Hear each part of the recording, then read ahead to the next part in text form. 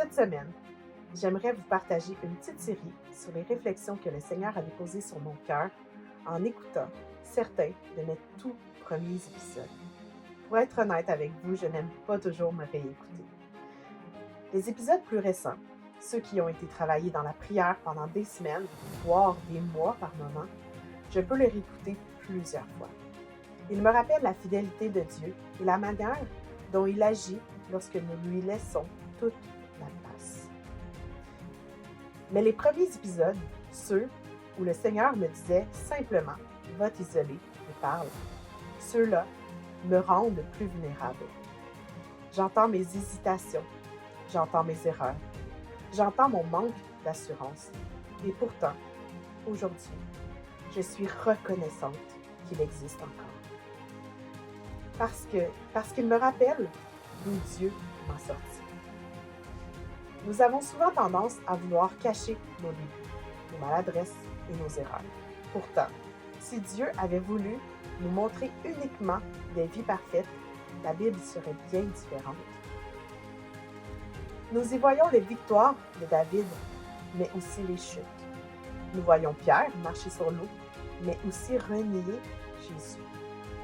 Nous voyons les hommes et les femmes de Dieu dans leur foi, mais également dans leur faiblesse. Pourquoi?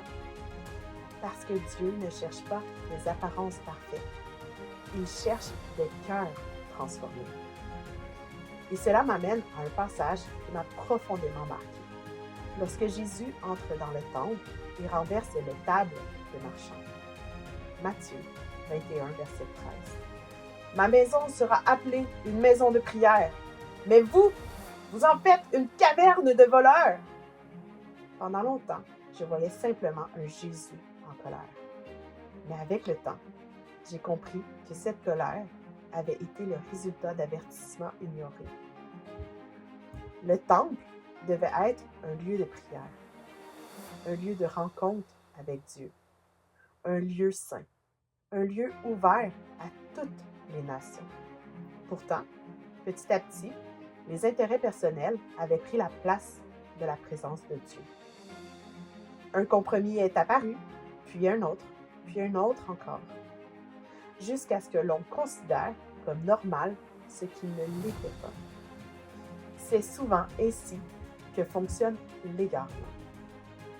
Rarement par une grande rébellion. Presque toujours par des petits compromis rejetés. Quelqu'un commence, un autre suit, puis plusieurs imitent.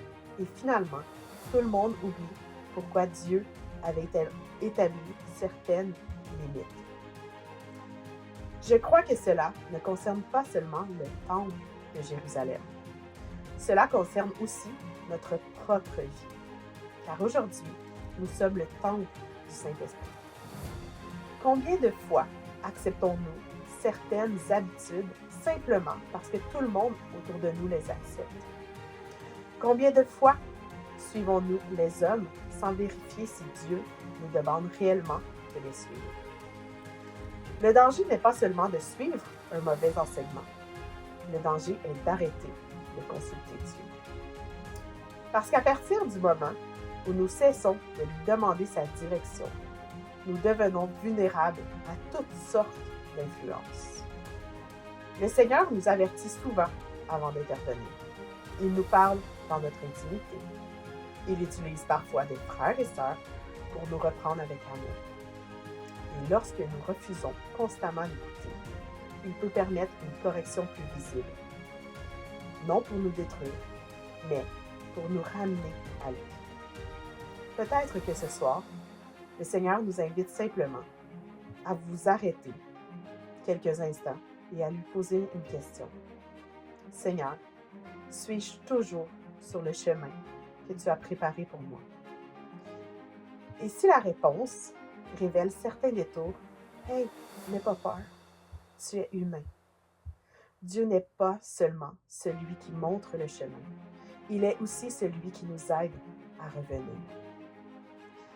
On se retrouve dans un prochain épisode. Sous peu. Shalom, bien-aimés, et soyez abondamment bénis dans le chemin dirigé par Dieu et seulement Dieu.